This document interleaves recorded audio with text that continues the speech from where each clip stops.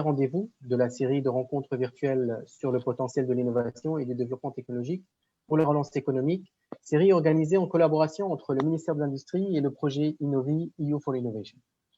Aujourd'hui, nous allons clore cette série de rendez-vous avec le thème du financement de l'innovation et plus spécifiquement l'importance du financement des startups comme effet de levier de la relance économique post-crise. Je me présente, je suis Mazen Al-Kassem, expert technique international avec Expertise France et votre modérateur pour aujourd'hui.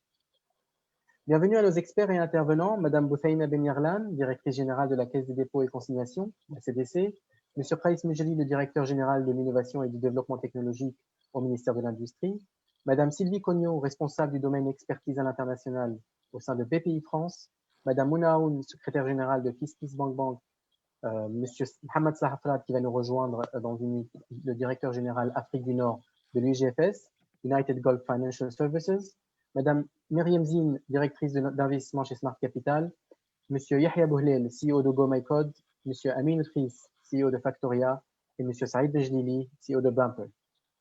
Bienvenue à tous et merci encore d'avoir accepté notre invitation pour ce 5e volet de la série Innovation et développement technologique pour la relance économique en Tunisie. Avant de commencer, et comme à mon habitude, je me permets de préciser à nos participants qu'à tout moment pendant le webinaire, vous avez la possibilité de soumettre vos questions à nos invités. Pour ce, tapez simplement votre question dans le Q&A au bas du panneau de configuration. Ou pour les nombreuses personnes qui nous suivent sur le Facebook Live, vous pouvez aussi soumettre vos questions via les commentaires. Si le temps le permet, nous aborderons autant de questions que possible lors de la session des questions-réponses à la fin de notre webinaire. Et sans oublier que ce webinaire sera enregistré, et bien sûr partagé sur nos différentes plateformes et réseaux sociaux, ainsi que celles de nos partenaires. Donc cette série de discussions et d'échanges, donc ce dernier volet, s'insère dans le cadre du projet Innovi, EU for Innovation, projet financé par l'Union européenne à hauteur de 14,5 millions d'euros et mis en œuvre par Expertise France, l'agence française de coopération technique internationale. Le projet, qui a une durée de 5 ans, qui a commencé en juillet 2019, a pour objectif général de contribuer au développement économique durable et inclusif de la Tunisie à travers le renforcement, la structuration, la pérennisation et la valorisation de l'écosystème de l'innovation et de l'entrepreneuriat, et ce, en étroite collaboration avec 12 partenaires institutionnels tunisiens, 4 européens. En période de crise, c'est connu, les investissements dédiés à l'innovation sont toujours menacés, et très souvent, ce sont les premières dépenses à être reportées ou même arrêtées. Pourtant, c'est dans les périodes de crise comme celle que nous vivons depuis presque un an que l'investissement dans l'innovation est particulièrement vital et essentiel pour, dans un premier temps, y faire face à la crise, survivre, et dans un second temps, pour contribuer à en sortir. Donc, qu'elle soit de procédés, de produits, de commercialisation ou d'organisation, l'innovation, comme elle est définie par le manuel d'Oslo, contribuerait notamment à développer de nouveaux produits et services en lien avec de nouvelles façons de consommer, contribuera à changer les modèles économiques pour s'adapter à un nouveau contexte, à un new normal, à relancer la demande et à nourrir la compétitivité. Aujourd'hui, nous aborderons avec nos invités les différentes dimensions du financement de l'innovation. Quel effet peut avoir une politique dynamique de financement sur la relance économique? Et plus particulièrement, nous essaierons de comprendre quel rôle essentiel jouent les pouvoirs publics, mais aussi les acteurs du secteur privé, dans l'incitation et la promotion de l'innovation en Tunisie. Nous aurons aussi l'opportunité d'avoir un aperçu de l'expérience française sur ce sujet et les témoignages de start-up tunisiennes sur le parcours de financement. Comme pour les autres webinaires, notre discussion se déroulera en 2 temps. Un premier tour de table, pendant lequel chaque invité aura 5 minutes pour répondre d'une façon assez concise et de son point de vue à la question du webinaire, le financement de l'innovation, levier de la relance économique en Tunisie. Et dans un second temps, chacun de nos invités partagera avec nous une recommandation mettant en avant comment une politique de financement de l'innovation et ses outils peuvent contribuer à la relance économique en Tunisie dans un contexte de crise. Et bien sûr, nous essaierons de répondre à plus de questions possibles dès qu'on a fini le tour de table. Et sans plus tarder, je vais commencer par vous, Madame Sylvie Cognot. Vous êtes la responsable du domaine expertise à l'international de BPI France. Et nous aimerions savoir, dans un premier temps encore, comment un organisme tel que BPI France procède en termes de financement d'innovation. Et dans un deuxième temps, dans un contexte aussi particulier que celui que nous vivons, en ce moment, quelle outils de financement sont nécessaires pour une redynamisation de l'économie nationale? Madame Cognot, c'est à vous. Merci beaucoup, Mazem. Et c'est avec beaucoup de plaisir et un honneur pour moi d'introduire ce sujet. Et, donc, je suis Sylvie Cognot, je travaille à la direction internationale de BPI France, dirigée par Madame Isabelle Bébéard. Et nous avons eu l'occasion plusieurs fois de travailler avec vous en Tunisie sur les différents projets que la Tunisie met en œuvre pour dynamiser l'écosystème et financer l'innovation. Donc, merci beaucoup de m'inviter. Alors, au niveau français, chez BPI France, nous sommes effectivement une banque publique d'investissement qui regroupe, c'est un modèle assez inédit quand même, puisque au sein de BPI France, on regroupe toutes les activités, tous les modes de soutien des entreprises, puisqu'on est à la fois une agence d'innovation, on est une banque de développement qui fait du crédit, on fait de la garantie aux investisseurs et aux banques, on est une agence d'assurance export et on fait de l'accompagnement. Donc c'est très complet. Et enfin, bien évidemment, excusez-moi d'oublier cet aspect, c'est l'investissement. On intervient en fonds propres dans les entreprises, soit directement, on a des fonds directs, notamment dans le domaine de l'innovation, soit par des fonds de fonds, avec des fonds sous-jacents partenaires. Donc, on intervient à tous les niveaux et dans tous les cadres possibles favorables au soutien de l'entreprise. Alors, sur le financement de l'innovation, justement, on intervient à la fois en financement classique, ce qu'on appelle le financement classique, c'est-à-dire le crédit pour développer les entreprises, mais on intervient en aide à l'innovation, c'est-à-dire l'activité des agences d'innovation et aussi en investissement en fonds propres dans les entreprises. Donc, le financement de l'innovation, ça a quoi comme spécificité? C'est qu'il faut traiter à la fois le financement de l'entreprise, il faut traiter le financement des projets et avec des instruments qui sont adaptés justement à la maturité de l'entreprise et à la maturité du projet. Donc, on essaye de faire un cocktail de cela pour aboutir au progrès, au soutien du progrès, du développement du projet et du développement de l'entreprise. Alors, le soutien de l'entreprise, c'est d'abord le soutien à la création de l'entreprise. Donc, nous, on a beaucoup de dispositifs qui soutiennent et qui encouragent la création d'entreprises innovantes, notamment un concours avec le ministère de la Recherche organisé depuis plus de 20 ans et qui promeut la création d'entreprises de technologies innovantes, donc dans le territoire, et qui soutient des initiatives de création, surtout par les chercheurs en fait. Donc, et au-delà de ce concours, on a des aides à la création d'entreprises, ce qu'on appelle les aides à la faisabilité. Mais bien sûr, une fois que l'entreprise est créée, bon, on peut dire que c'est une start-up, donc on a différents instruments pour la soutenir et pour investir éventuellement dans cette start-up par nos fonds directs. Et puis après, la start-up grandit, devient une PME, et donc on va aussi l'accompagner en tant qu'entreprise innovante dans son développement. Maintenant, sur les projets, ce qu'il faut voir, c'est qu'on a une approche en matière de financement de l'innovation, on a une approche projet, c'est-à-dire qu'on va soutenir et financer des projets dans leurs différents stades de développement. Et alors, si on prend le projet d'innovation, on peut dire qu'on va intervenir au tout début, avant même que ce soit un projet d'innovation. On va essayer de valoriser les inventions des laboratoires, des organismes publics de recherche, détecter des projets, détecter des inventions ou des travaux de recherche qui seraient susceptibles d'être transformés en innovation. Et donc, le processus de transformation de l'invention à l'innovation, ça passe par un réseau de SATT, ça veut dire Société d'accélération du transfert de technologie, qui est un réseau qui est assez récent et qui est le mode français en fait de transformation des inventions de labo, si j'ose dire, en projet d'innovation par tout un processus de ce qu'on appelle la maturation du transfert de technologie.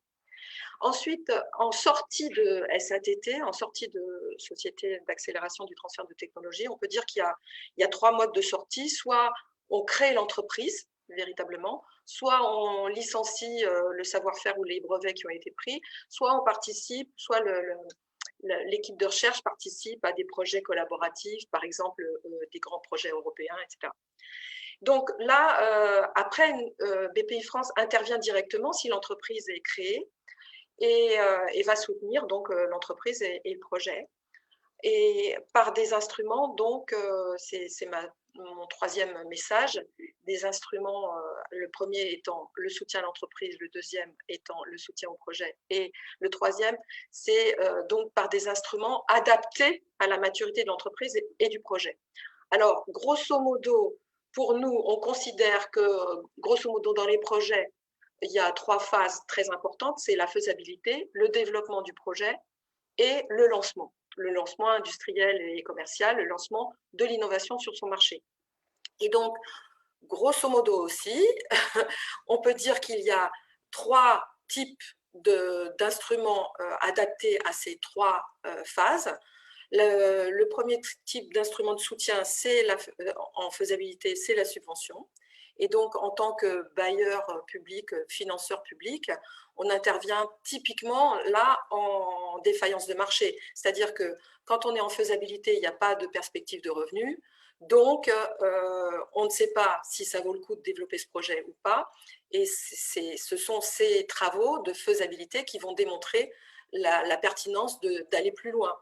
Et donc, là, il n'y a pas de perspective de revenus, on ne sait pas, c'est très risqué parce que, justement, les investisseurs privés ne veulent pas y aller parce qu'on ne sait pas ce qui va advenir du projet. Donc, c'est le rôle du financeur public d'intervenir en subvention.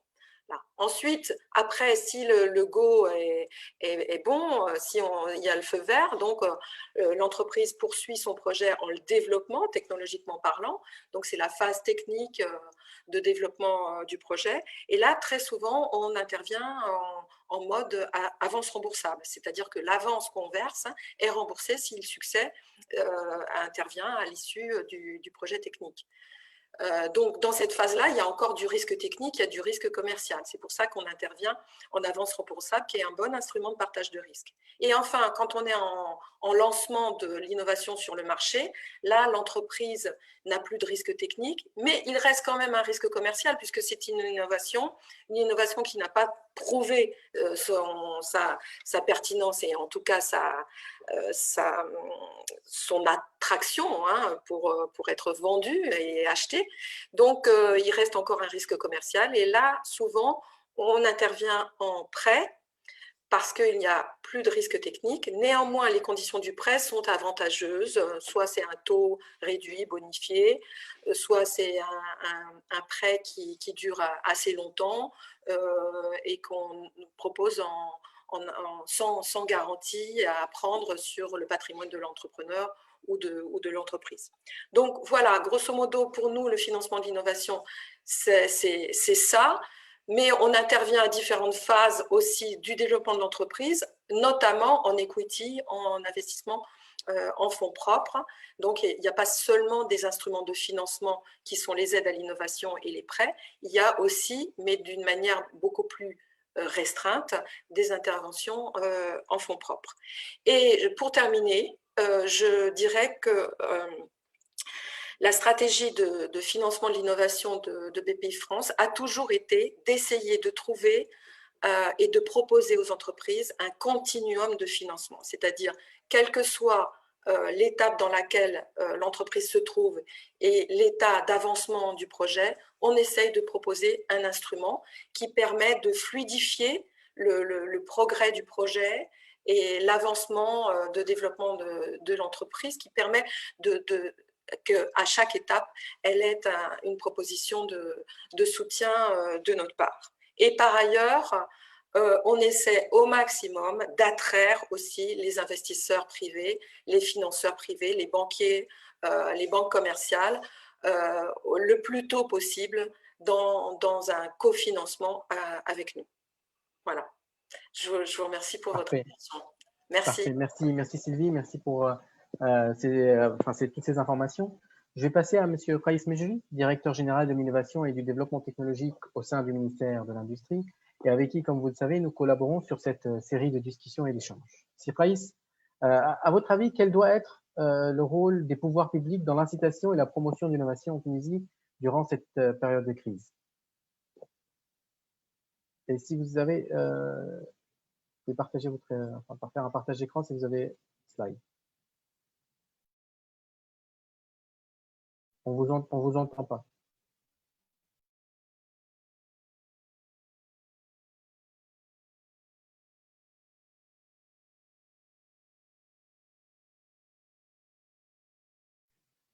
On vous entend toujours pas, c'est Praïs.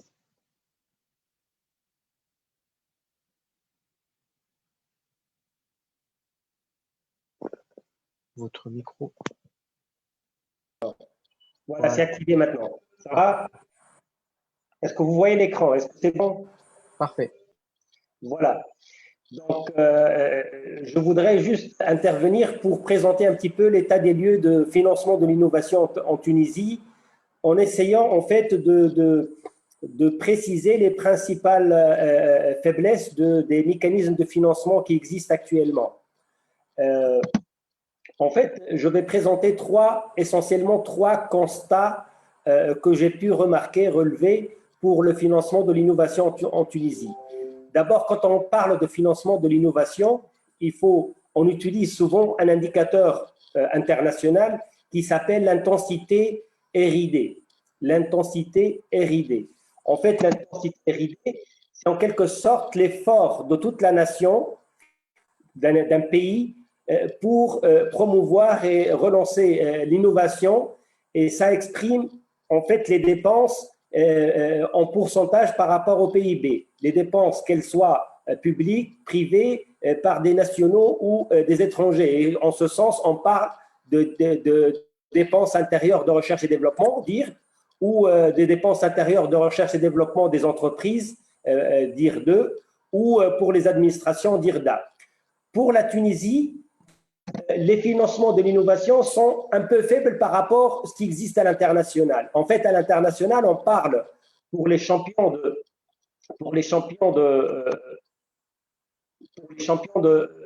financement de l'innovation. En fait, on les classe généralement en trois groupes. Ceux qui dépassent les 4% et sont généralement des pays qui financent, qui mettent l'innovation au cœur de leur système de développement économique, tels que la Corée du Sud, le Japon, Israël, quoique le Japon un peu moins, et ceux qui sont dans la fourchette 2-3 et qui sont ceux qui sont des pays qui sont très impliqués dans l'innovation, mais qui ne sont pas les vrais leaders à l'échelle internationale, et ceux qui sont au moins de 1%, qui sont vraiment, ne sont pas vraiment des économies axées sur l'innovation. Bien évidemment, ce graphique-là cache quelque part l'ordre de grandeur au niveau du volume d'investissement, car c'est un pourcentage, mais le PIB, bien évidemment, le PIB des États-Unis à 20 000 milliards de dollars ou de la Chine 13 000 milliards de dollars, on ne peut pas le comparer en termes de pourcentage par rapport au budget de la Tunisie, le PIB de la Tunisie qui est 39 milliards de dollars. Pour la Tunisie, c'est un investissement faible. Plus précisément, en 2018, selon les statistiques de l'OCDE, on est à 0,6%. Bien évidemment, par rapport à la carte mondiale, par rapport à ce qui existe à l'international, on n'est pas un pays qui a l'innovation au cœur de son modèle de croissance, mais ça reste, car même à niveau de l'OCDE, c'est 2,3 ou 2,4%. Mais au niveau de l'Afrique, au niveau du continent africain et même dans la région MENA, on reste plus ou moins compétitif. Nos vrais challengers sont l'Afrique du Sud à 0,8%, le Maroc 0,7%, l'Égypte 0,7%. Donc, on est quelque part compétitif par rapport à l'Afrique, mais ça reste le financement de l'innovation en Tunisie est faible par rapport à la norme ou aux standards internationaux pour être réellement compétitif à l'international. Mais allons encore plus loin sur ce type de financement qui existe en Tunisie. Le deuxième constat, et là j'interviens sur le deuxième constat, c'est que le financement en Tunisie de l'innovation est tiré essentiellement par le secteur public. En ce sens, si on voit à l'échelle internationale comment est orienté le financement, c'est généralement un financement tiré par le secteur des entreprises.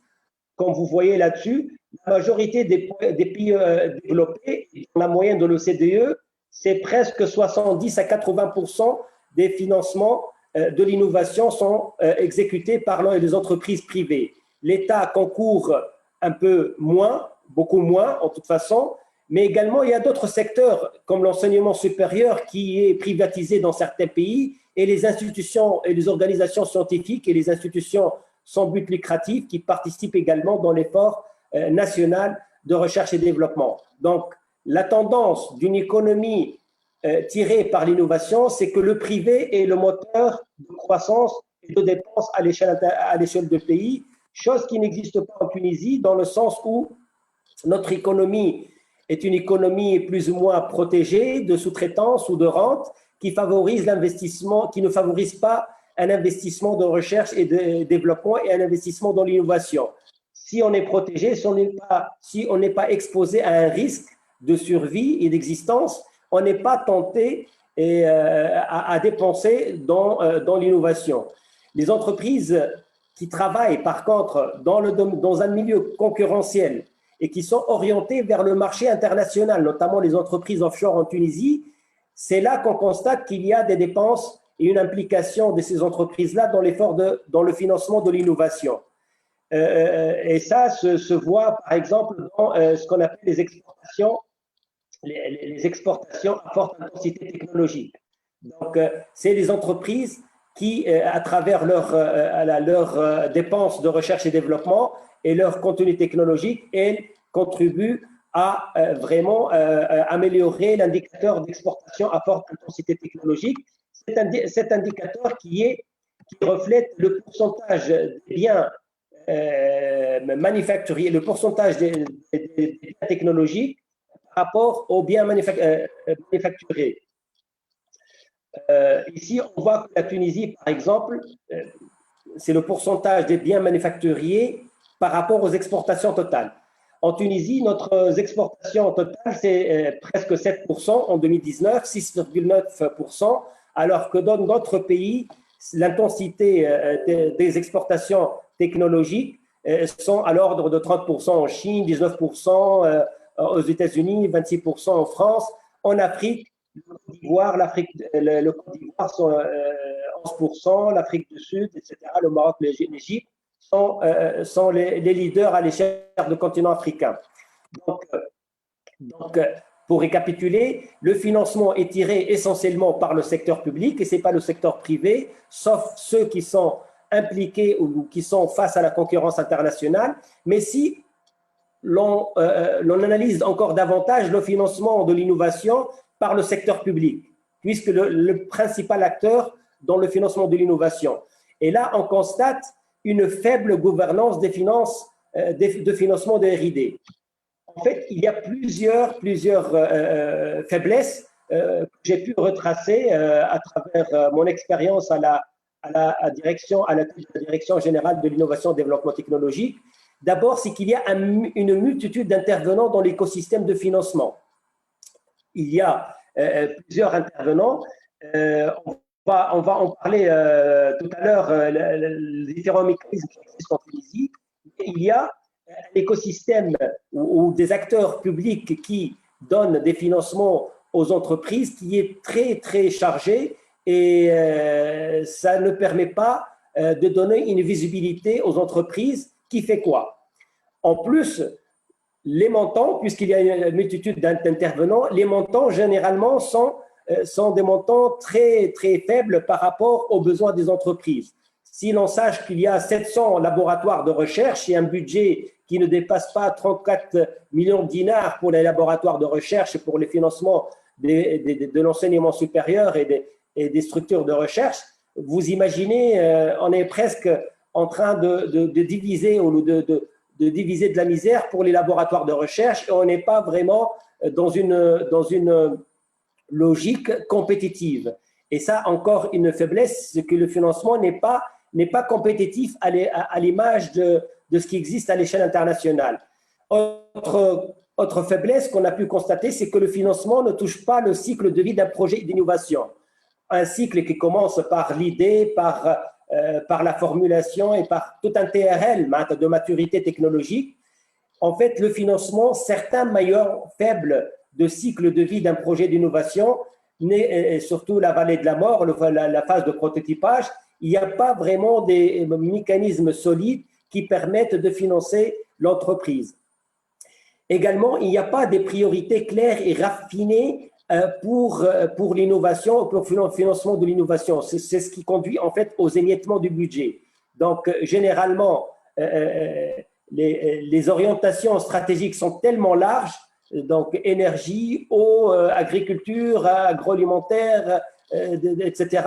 Donc, ce ne sont pas raffinés par rapport au potentiel régional et territorial et par rapport au potentiel des entreprises, ce qui conduit réellement à ne pas avoir un impact très important.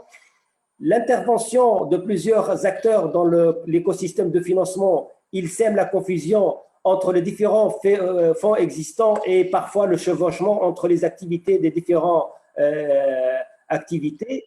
Également, une autre faiblesse, c'est généralement ces fonds, lorsqu'ils sont octroyés, il y a encore une fois une difficulté pour dépenser ces fonds-là parce que les procédures de gestion sont tributaires à des règles budgétaires et à des contrôles de dépenses plus ou moins standards et du coup, ils ne collent pas avec les besoins d'un management clean, d'un management souple pour la recherche et pour l'entreprise. C'est ce qui conduit à une faible taux de dépenses de ces budgets qui sont encore faibles. Et une culture générale pour l'État, pour la dépense publique, qui est une culture d'aversion au risque pour aussi bien l'entreprise qui ne veut pas s'engager sur des budgets de financement de R&D, mais également pour l'État qui, quelque part, lorsqu'elle évalue les projets, elle ne prend pas en compte le risque d'échouer, qui est une condition sine qua non normale pour des projets de recherche et de développement. Ce n'est pas des dépenses publiques ordinaires. Donc, juste, je finis par là. Je vais vous donner quelques chiffres sur le financement, les chiffres sur le financement de l'innovation en Tunisie. Le VRR, c'est 34 millions de dinars sur une 2006-2020. Collabora, PAC, Mobidoc, PNRI, 6,8 millions de dinars. Le PIR, 1,2 million de dinars. Le mise à niveau, qui n'est pas dédié essentiellement à l'innovation, mais qui reste quand même un mécanisme très important pour le financement des entreprises, 745 millions de dinars. L'ITP, les investissements technologiques prioritaires, 110 millions de dinars. Ça constitue essentiellement 900 millions de dinars sur 20 ans. Donc, c'est un taux très, très faible sur 20 ans. Vous imaginez, si l'on divise par an, ça revient à quelque chose de très, très faible par rapport au financement de l'innovation. Ça, ce sont les montants effectivement débloqués pour les entreprises. Bien évidemment, les montants approuvés sont beaucoup plus. Merci, Sirfaïs. Je finis par là. Donc, il y a beaucoup de mécanismes qui sont sous la tutelle du ministère de l'Industrie, sous la tutelle du ministère de l'Enseignement supérieur, sous la tutelle de d'autres fonds privés. C'est tout un écosystème qui est très compliqué et c'est ce qui rend un petit peu le financement d'innovation un peu compliqué. Voilà pour l'essentiel de l'état des lieux de financement en Tunisie, de l'innovation. On fera après des recommandations pour améliorer le système. On reviendra sur les recommandations juste après. Merci Sirfaïs pour ces informations-là. Madame Boussaïna Benirlan, donc vous êtes la directrice générale de la Caisse des dépôts et consignations, la CDC, qui est un acteur incontournable depuis 2011 du développement économique et social de la Tunisie.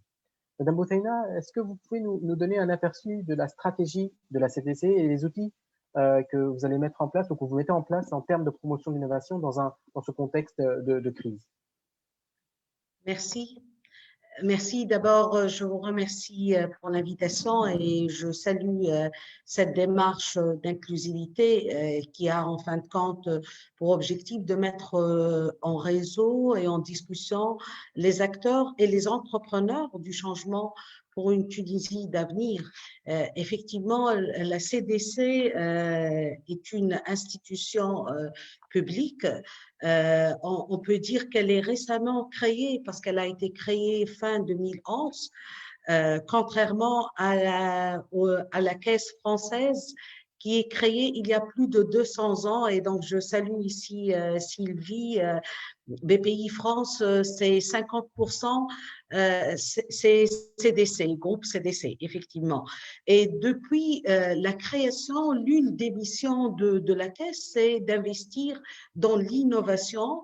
Et c'est pour ça que ce soit dans la doctrine d'investissement ou dans la stratégie de la Caisse, l'un des piliers, l'un des axes d'orientation stratégique est de soutenir les grandes transitions, les transitions majeures de la Tunisie, notamment la transition numérique et digitale.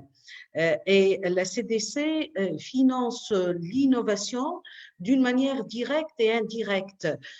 Comme ce qui a été dit par Sylvie, l'intervention de nos institutions se fait essentiellement en equity ou en quasi-equity, d'une manière directe ou indirecte. D'une manière directe, aujourd'hui, la Caisse finance, elle investit dans les technopoles en tant qu'infrastructure nécessaire pour le développement, l'infrastructure pour la recherche et développement, pour l'enseignement, pour les PME, pour les startups.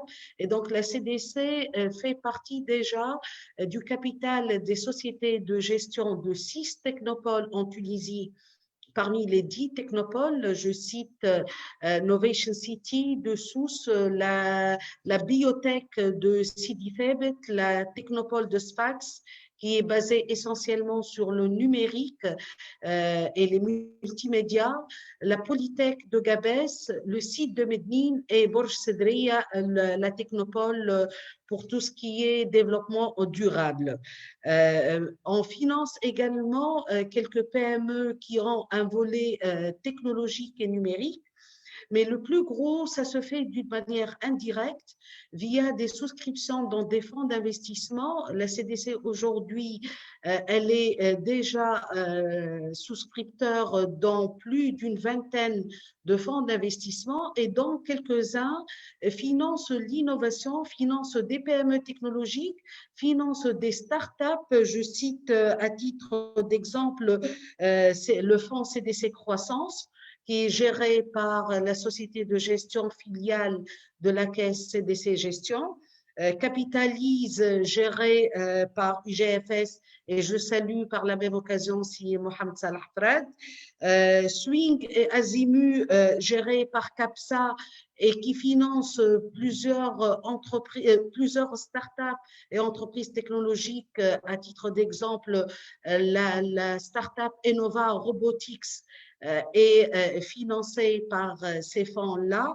Et donc, du coup, aujourd'hui, on a dans notre portefeuille, que ce soit d'une manière directe ou indirecte, un certain nombre de PME et de start-up financées via des fonds publics, parce que là, on parle d'institutions publiques qui jouent un effet de levier, parce que nous, on rapporte une partie et c'est le privé qui ramène ce qui reste. Et donc là, on joue, ce sont des fonds publics allant contre pour les startups, l'innovation, les PME technologiques, mais on joue aussi un rôle de levier pour essayer de lever et drainer des ressources privées pour l'innovation et les PME. Je cite en deuxième lieu notre intervention période Covid, période Covid, une crise importante pour notre pays et pour tous les pays du monde. Donc, c'est une crise mondiale et la CDC a contribué dans une initiative qui a été menée par le ministère de l'Enseignement supérieur et la Recherche scientifique, mais aussi en collaboration avec le ministère d'éthique, le ministère de l'Industrie et des PME, le ministère de la Santé et la TIC, dans une initiative d'appui à la recherche et développement et l'innovation, donc pour faire face à la pandémie. Et donc la CDC contribue dans le cadre de son programme de responsabilité sociétale, dans son programme RSE, elle contribue de 2 millions de dinars pour ces initiatives-là, pour encourager la recherche et développement. Notamment, il faut souligner aussi que la CDC contribue dans tout ce qui est innovation pour les startups, parce que tout simplement, on veut faire on veut faire de l'innovation une force de la Tunisie, et comment transformer les investisseurs internationaux pour sécuriser un pipeline durable pour les startups d'impact et par conséquent mettre l'entrepreneuriat au cœur de la nouvelle Tunisie. Et c'est pour ça que dans la stratégie nationale de l'innovation et des startups, qui est basée sur 4 piliers. Le premier pilier, c'est le pilier réglementaire et qui a donné lieu à la loi Startup Act. Il fallait noter que la Tunisie est le premier pays doté d'une loi spécifique pour les startups sur le continent africain. Et d'ailleurs, juste après, une année et demie après, c'est le Sénégal qui a adopté aussi sa loi. Le deuxième pilier, c'est le financement.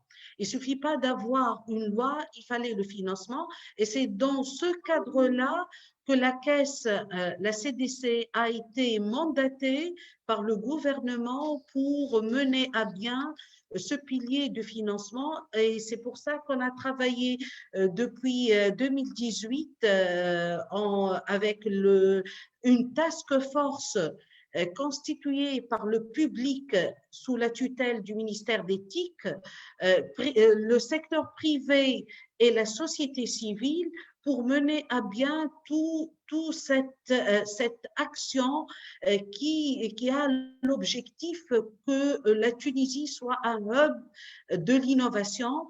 Et donc, la CDC a mené la structuration des mécanismes de financement avec l'appui de l'Agence française de développement.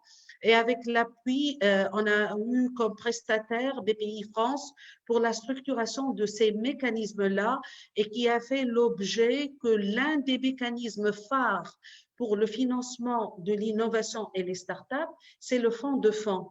Le fonds de fonds ANAVA, qui est le premier fonds de fonds en Tunisie et dont le lancement est imminent. Donc, très prochainement, je peux le dire, et je salue là Mariam Zine, le directeur d'investissement de Smart Capital, qui est le bras exécutif de toute cette stratégie de l'innovation des startups pour les startups. Et donc, à part le fonds de fonds qui va être nourricier d'un certain nombre de child funds, et donc tout ça, ce sont des mécanismes tout à fait nouveaux en Tunisie et qui ont l'objectif d'appuyer et de soutenir ces startups. Mais il ne suffit pas aussi d'avoir la loi, la réglementation juridique, d'avoir le financement. On a pensé dans un cadre global et général l'écosystème.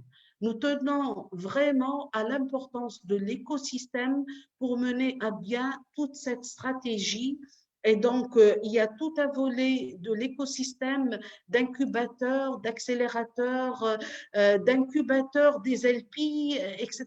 Donc, tout ça, cette animation, ce dynamisme devrait être maintenu et c'est ça qui fera vraiment le plus par rapport à toute notre action. Je laisse sûrement le soin à Mariam d'en parler. Il y a aussi un volet d'inclusion régionale. On ne veut pas que cet aspect d'innovation et de start-up serait uniquement réservé à la capitale ou bien aux régions côtières. On veut bien que ça soit vraiment porté par tous les start-upers, par tous les entrepreneurs dans les régions, quelle que soit la place en Tunisie. Je ne veux pas accaparer la parole, je laisserai sûrement Mohamed Salah ou Mariam en parler. Je reviendrai par après dans les propositions pour d'autres volets, pour d'autres mécanismes qui, à notre sens, devront être des mécanismes complémentaires pour réussir toute cette façon de faire pour faire de sorte qu'on promouvoit davantage les solutions technologiques et qu'on fera le Made in Tunisia et par des Tunisian Brains. Merci, merci Madame Boutaina. C'est oui, c'est très important en fait. Hein, et puis donc on va mettre en place cet écosystème pour aider aussi à cette relance économique.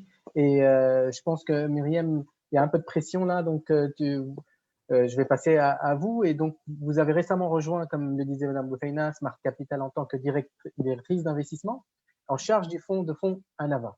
Et donc comme on vous entend pas beaucoup, on vous entend pas bien, mais comme l'a dit Madame Boutaina, on aimerait avoir plus d'informations sur ce fonds de fonds.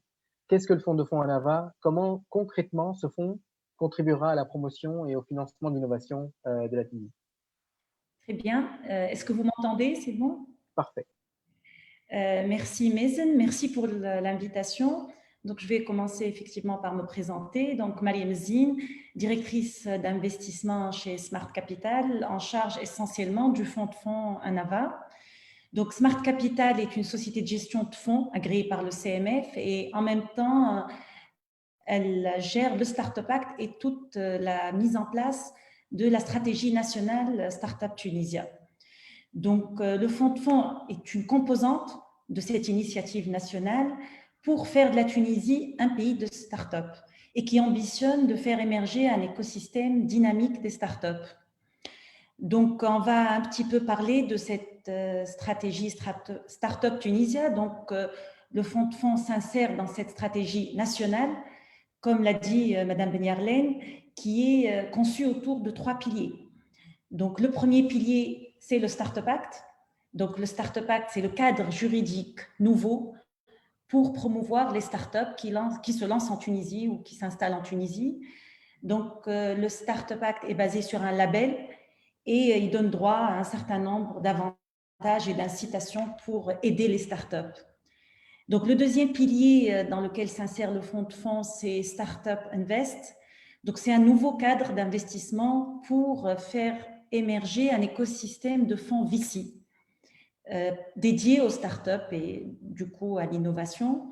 Donc, ce nouveau cadre repose sur 3 instruments. Donc, le fonds de fonds, on parlera un petit peu plus tout à l'heure. Un incubateur de sociétés de gestion, ça c'est aussi une nouveauté, ce n'est pas encore mis en place, mais c'est dans nos projets. Et un fonds de garantie. Donc, avant de parler un petit peu du fonds de fonds, on va parler du 3e pilier. Donc, le 3e pilier, il est nommé Startup Empower. Donc, c'est tout le pilier qui permet un accompagnement des startups, aussi bien au niveau subvention, animation, connexion internationale et tout ça, pour que ce soit en fait, donc cette stratégie, elle est intégrée et elle permet à la startup d'être accompagnée, d'être financée, d'avoir le cadre juridique nécessaire.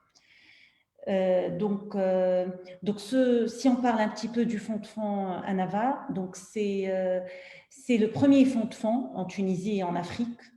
C'est un projet national qui est soutenu par des bailleurs de fonds institutionnels de référence, donc on a un tour de table institutionnel de qualité. Le fonds de fonds apporte une solution aux problématiques de financement et d'internationalisation des startups depuis la Tunisie. Mazen, je pense, je ne sais pas si vous êtes encore là. C'est bon. Alors, qu'est-ce qu'un fonds de fonds? C'est un jargon nouveau, les gens ne comprennent pas nécessairement ce que c'est qu'un fonds de fonds. Donc, un fonds de fonds, c'est un fonds d'investissement qui investit dans d'autres fonds d'investissement. Donc, en tant que fonds d'investissement, ANAVA a ses propres bailleurs de fonds, toutes les spécificités d'un fonds d'investissement, mais au lieu d'investir directement dans des sociétés, ce fonds de fonds va investir dans des fonds d'investissement qui vont à leur tour, parce que ANAVA ne sera pas le bailleur de fonds unique pour ces child funds, donc ces sociétés de gestion ou ces fonds devront à leur tour lever des fonds. Et donc les montants seront importants et sur les 10-12 prochaines années, on pense qu'il y aura assez de financement pour toutes ces startups en equity et non pas en dette et avec des mécanismes dédiés à ces startups et qui les aideront à lever des fonds rapidement et à tous les stades de maturité, de développement de la startup, aussi bien pré-seed, seed ou early stage ou late stage. Et ça, c'est très important d'accompagner la startup pendant sa croissance et non pas donner un financement à une étape donnée et après la startup a des difficultés. Donc, évidemment, la durée d'un fonds de fonds est plus longue qu'un fonds ordinaire parce que le fonds de fonds a sa propre période d'investissement. Donc, il va investir dans des fonds d'investissement qui ont à leur tour une période d'investissement dans les startups. Et après, évidemment, avec les phases d'exit des fonds et qui doivent rembourser ANAVA, donc ce fonds de fonds s'étalera sur 20 ans et c'est normal. Donc, quel est l'apport de ce fonds de fonds? C'est de créer des fonds d'investissement spécialisés en VC et donc, comme j'ai dit, permettre à ces startups de trouver du financement et de l'accompagnement et les aider à se structurer à différents stades de développement et de maturité. Donc, tous les détails sur ce fonds de fonds, sa taille, sa vocation, toutes les informations seront disponibles évidemment lors du lancement du fonds de fonds, comme a dit Madame Benyarlen, très prochainement. Et toutes les informations seront disponibles et pour les candidats qui pourront évidemment soumissionner à ce fonds de fonds. Donc, pour revenir à notre sujet aujourd'hui qui est l'innovation, donc le fonds de fonds finance l'innovation par excellence, puisqu'il est dédié aux startups. Donc, ces startups ont la capacité de croître très rapidement et de créer des emplois. Certes, c'est un choix risqué, mais c'est un choix à haute valeur ajoutée.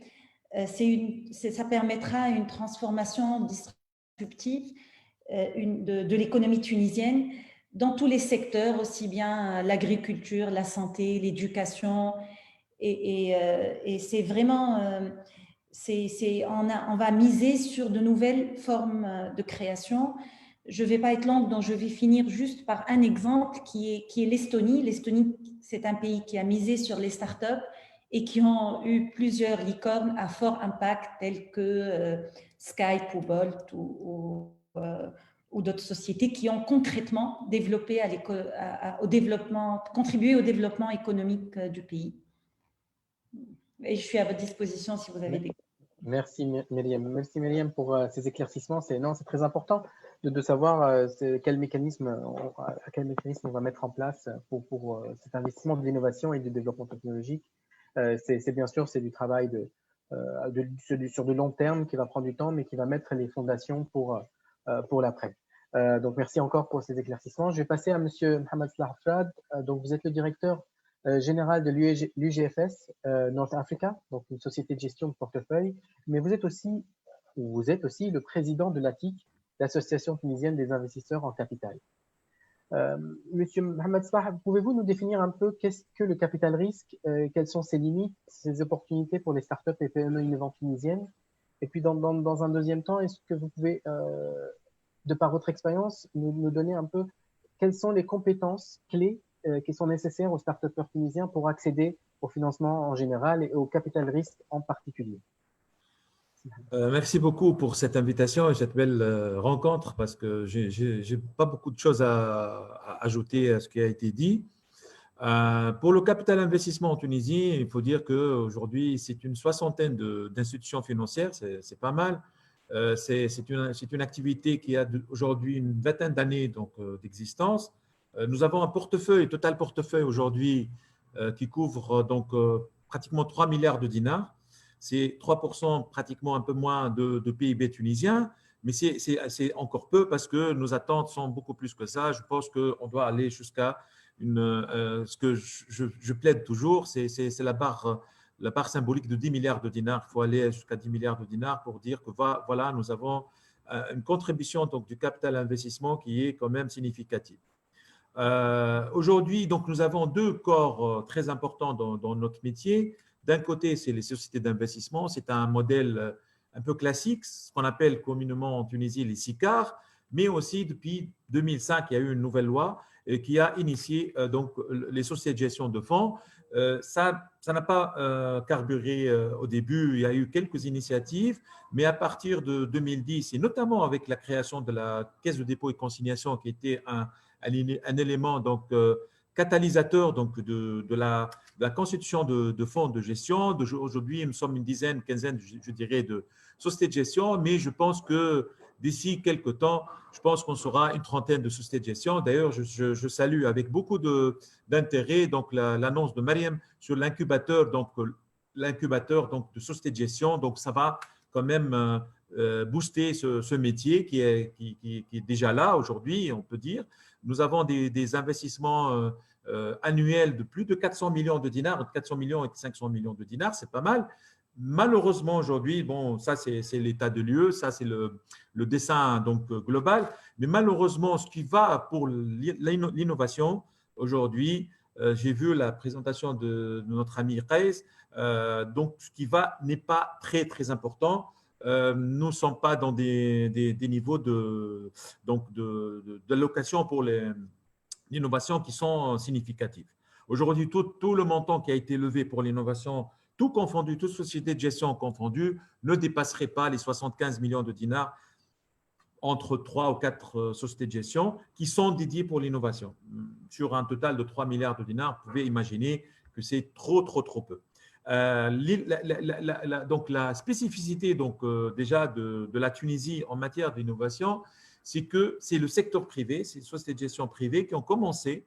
Donc, il y a eu quelques initiatives au début, ça n'a pas marché. C'est les initiatives privées qui ont commencé, qui ont un peu porté cette industrie vers le haut, donc qui était un élément catalyseur. Et c'est qu'après, avec la CDC qui est venue aujourd'hui financer quelques initiatives, mais je pense que le grand événement aujourd'hui, ça va être vraiment avec le fonds de fonds qui va être vraiment quelque chose de booster pour ça. Quand je dis le fonds de fonds, parce que les montants qui sont alloués sont au-delà de ce qui a été aujourd'hui alloué pour l'innovation, je dirais, par notre industrie de private equity. C'est quelque chose d'extrêmement important.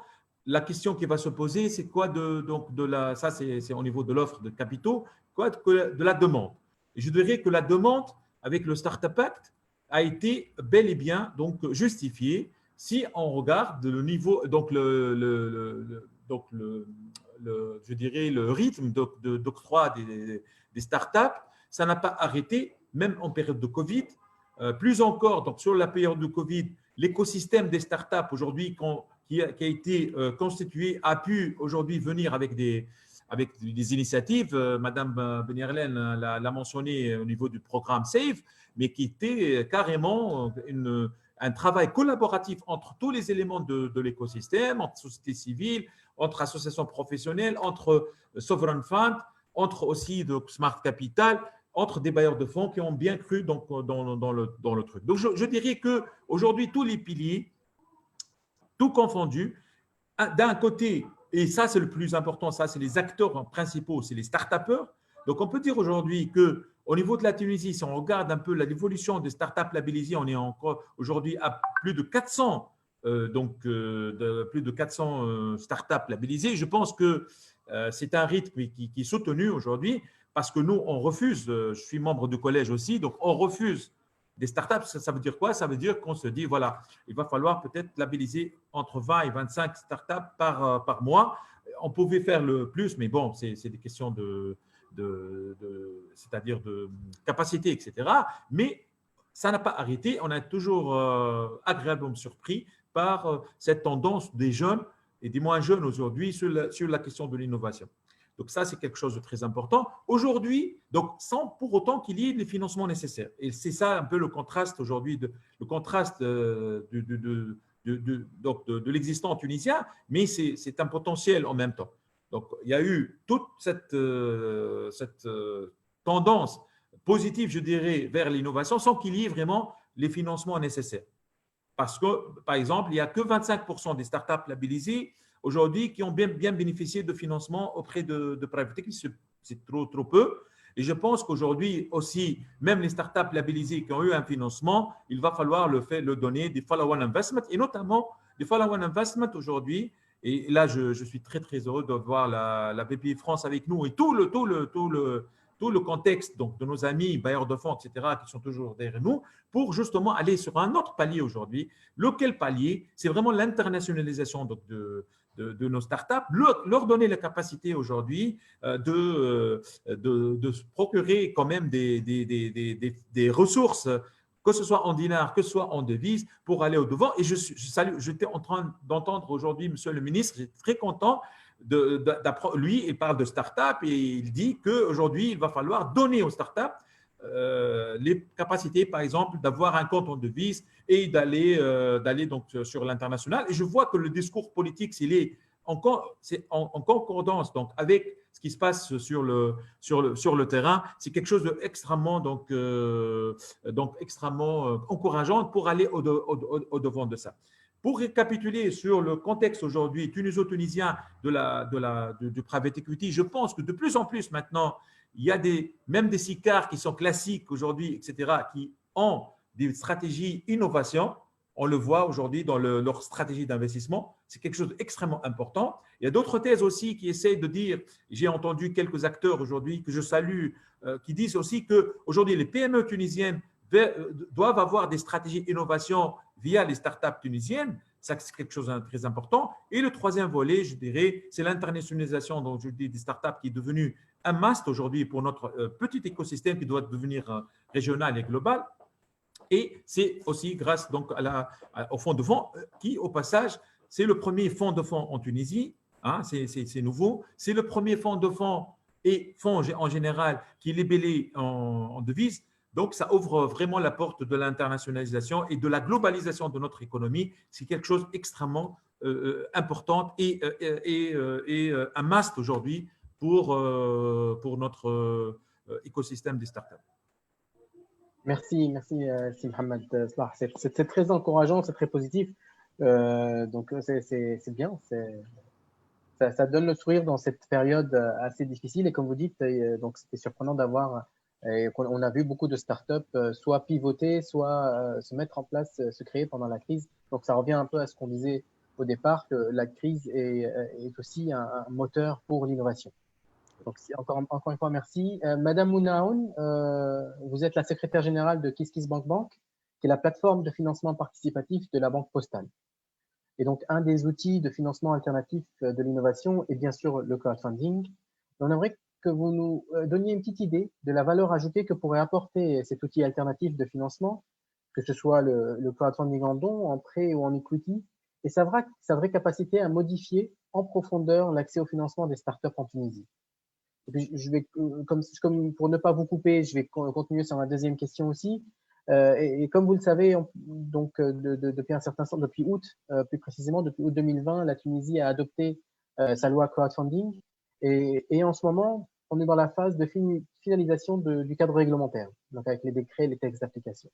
Donc, à votre avis, de votre expérience aussi dans ce secteur et sur le volet aussi cadre réglementaire, Qu'est-ce que les décideurs doivent prendre en compte pour assurer un impact du crowdfunding dans le financement de l'innovation?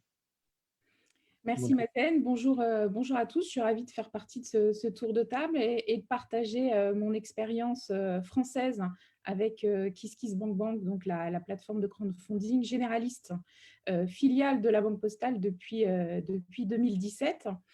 Donc le crowdfunding, vous le savez, est né du développement de l'économie d'Internet il y a une dizaine d'années.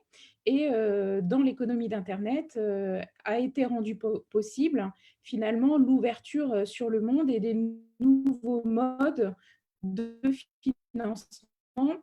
Et la magie du crowdfunding, c'est les deux mots, c'est-à-dire crowd, la foule, les citoyens, et funding, c'est-à-dire la possibilité de lever des fonds intéressés par un projet entrepreneurial ou social ou sociétal. Et le crowdfunding permet ça.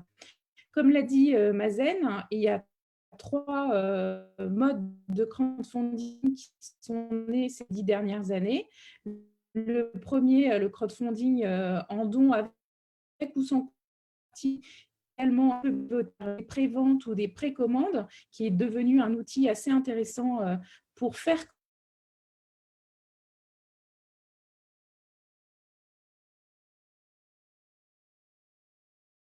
Mouna, est-ce que tu m'entends? Ta connexion, enfin, je pense que ça a été en fait coupé.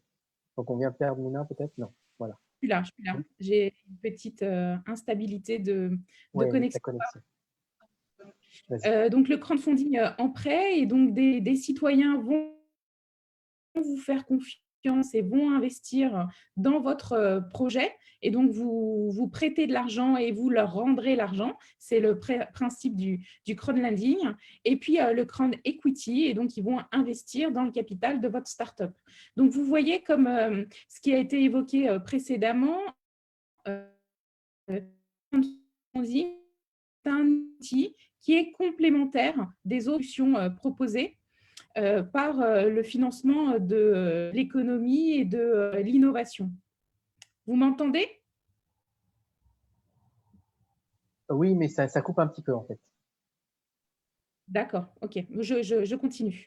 Donc, comme tu me posais la question à la valeur ajoutée du crowdfunding, c'est en fait cette économie d'Internet, circuit court, donc la mise en contact d'une solution, d'un projet auprès des citoyens. Et donc, du coup, ça a une double valeur. D'abord, de test and learn. On a droit à l'erreur. Un projet de crowdfunding est déposé sur la plateforme. Il est présenté à l'écosystème et c'est l'écosystème qui va le tester et d'une certaine façon le valider. Et donc, ça peut arriver en début, en amorçage, en préparation de d'autres solutions de financement qui ont été évoquées.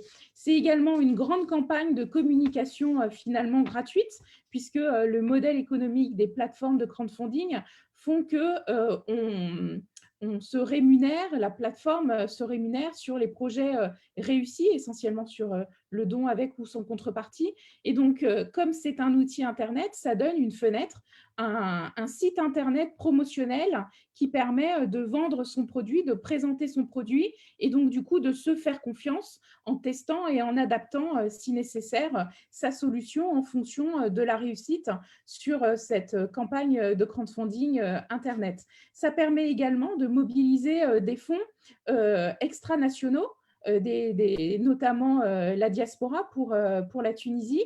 Il faut savoir que, comme l'a dit Mazen, la loi rend possible ce nouvel outil, mais les décrets d'application ne sont pas encore sortis. Et donc, du coup, ce n'est pas encore un outil réel en Tunisie. Et donc, des projets tunisiens existent déjà sur des plateformes internationales et notamment françaises.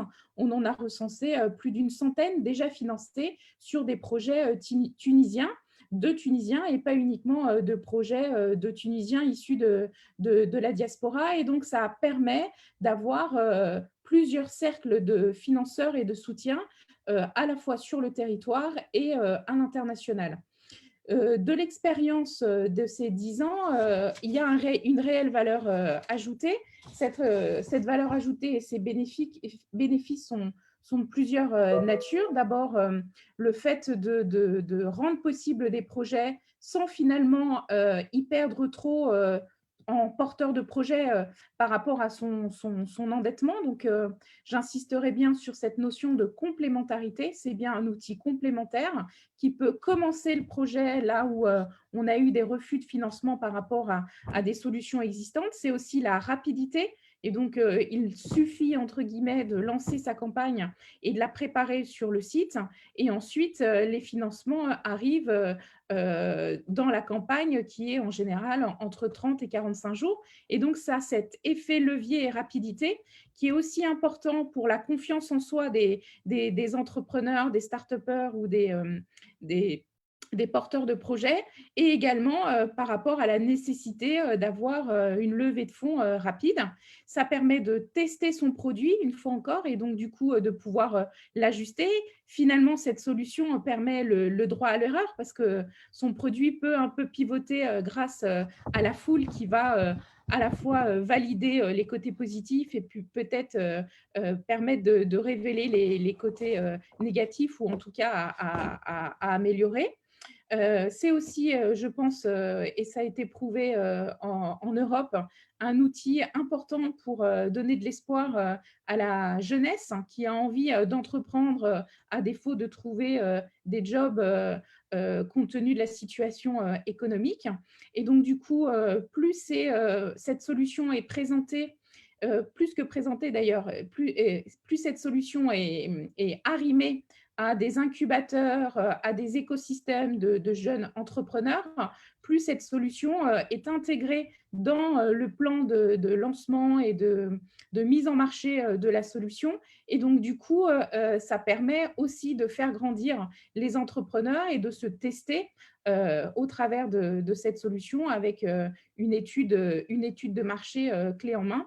Et donc, c'est important que cette solution, comme tu le demandais, sur quoi il faut capitaliser en Tunisie dans les mois à venir, faire confiance à sa jeunesse et lui permettre dans les incubateurs et dans les formations des entrepreneurs de connaître cette solution en complément des autres qui arrivent vraiment au début, de se dire que tester son produit auprès des clients, c'est finalement un acteur, une solution et une proposition très importante pour tester la valeur de son produit.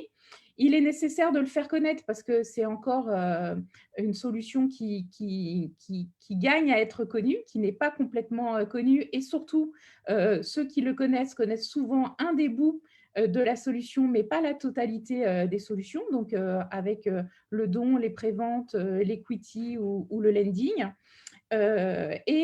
C'est aussi une façon de couvrir, ce qui est très important, un champ très divers de secteurs d'activité, puisque des projets de crowdfunding peuvent concerner des startups industrielles, des startups textiles, des startups dans le domaine du tourisme, des services, de l'agriculture et même des projets culturels. Vous savez combien c'est difficile de financer des projets culturels dans des périodes où l'économie est très tendue.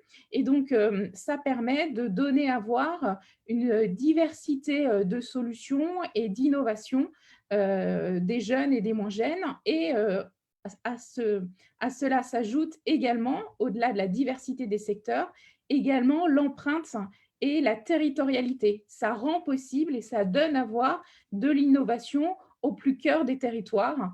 Et donc ça, c'est aussi important pour mobiliser des collectivités locales qui pourraient être sponsors ou mécènes de certains projets. Ça donne à voir aussi la richesse de l'innovation dans les différents territoires, justement, en lien avec la mer, la terre, les ressources locales et toutes les actions qu'un État peut mener sur les territoires pour rendre les territoires plus égaux en termes de développement économique et arrêter le clivage ville-campagne, par exemple. C'est très important en France et en Europe et je pense que c'est également très important en Tunisie. Voilà ce que je peux vous dire pour ne pas rallonger les débats et je serais ravie de répondre aux questions et de participer au deuxième tour avec les recommandations pour les enrichir. Parfait, merci Mouna. Merci beaucoup pour ces clarifications sur le crowdfunding, qui est un outil important et que donc la Tunisie se prépare à l'opérationnaliser très, très prochainement.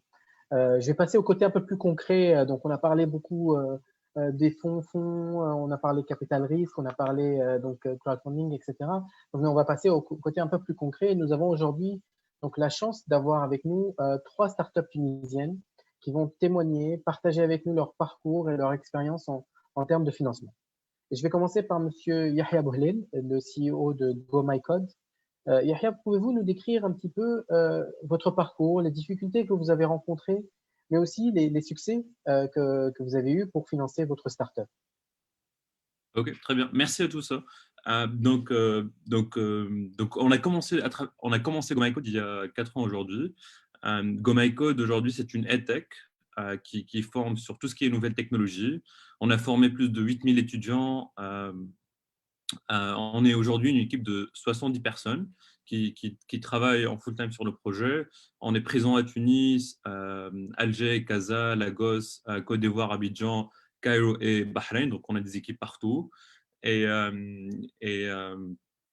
aujourd'hui, on a à peu près 1000 étudiants actifs qui participent au programme de GoMyCode. On propose des programmes de upskilling et reskilling sur tout ce qui est nouvelles technologies, sur tout ce qui est data science, développement web, intelligence artificielle, design, marketing digital. On a plus de 30 parcours d'apprentissage aujourd'hui. Et on a levé en tout dès la création à plus de $1 million avec un family office en Tunisie, un Avacid Fund avec Flatix Labs et un fonds d'investissement qui est basé à Dubaï qui est Wamda Capital et avec d'autres investisseurs. Et c'était très compliqué pour lever ce montant parce que le challenge, c'était toujours de créer de l'attraction et de développer, de challenger l'équipe sur nos KPIs et nos chiffres. Et en parallèle, on a bootstrappé pour 2 ans. Donc, on génère de l'argent et on investit dans la boîte. Et on a fait ça pendant 2 ans. Donc, on était toujours sur 1 mois, 2 mois de trésorerie.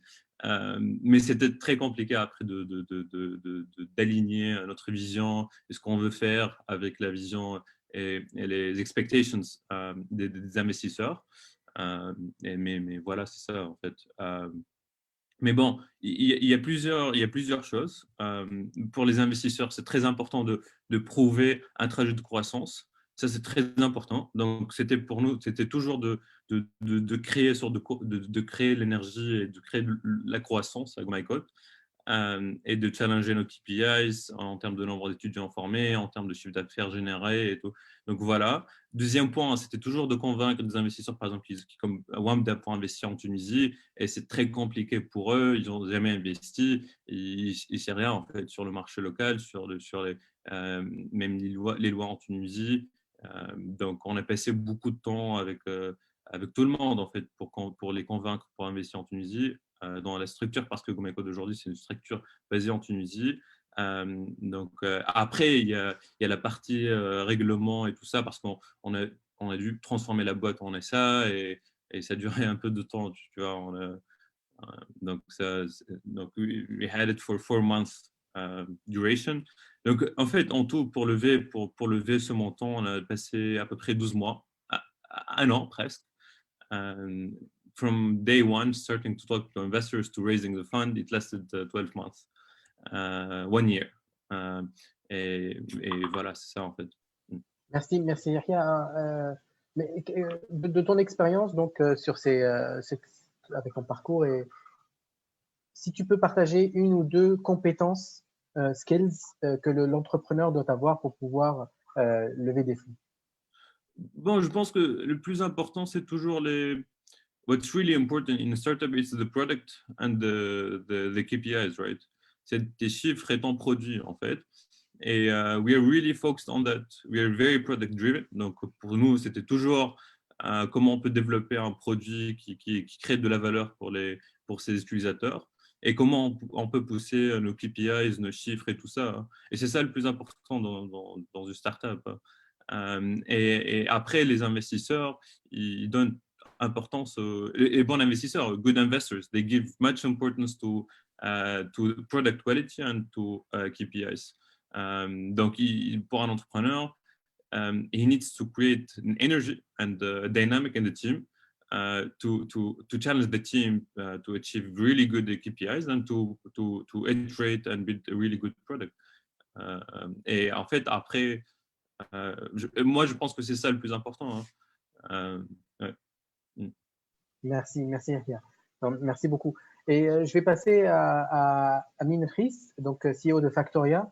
Même question que celle pour Yahya. Nous aimerions avoir votre retour d'expérience sur l'accès au financement pour une start-up tunisienne donc telle que Factoria. Et puis, si après, tu peux me donner une ou deux de ton expérience, une ou deux compétences que doit avoir un start-upper tunisien pour pouvoir lever des fonds et financer sa start-up.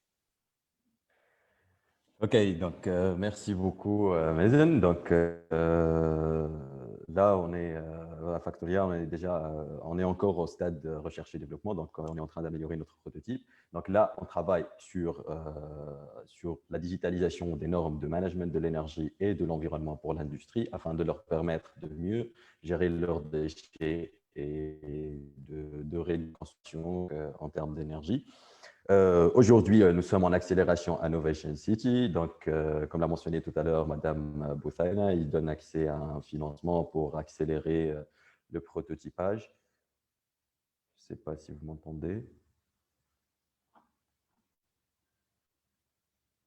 On t'entend. Ok, super. Donc, voilà. Aussi, nous avons eu accès à un financement du ministère de l'Enseignement supérieur de la recherche scientifique dans le cadre du projet PAC post-PFE, dont a mentionné tout à l'heure Sirais. Donc, on développe encore notre solution avec nos clients pilotes. Donc, jusque-là, c'est super beau. Mais voir de l'autre côté, donc, par exemple, pour avoir le financement du ministère, on attend depuis plus qu'une année, donc sur un très petit montant de 35 000 dinars. Voilà, donc là,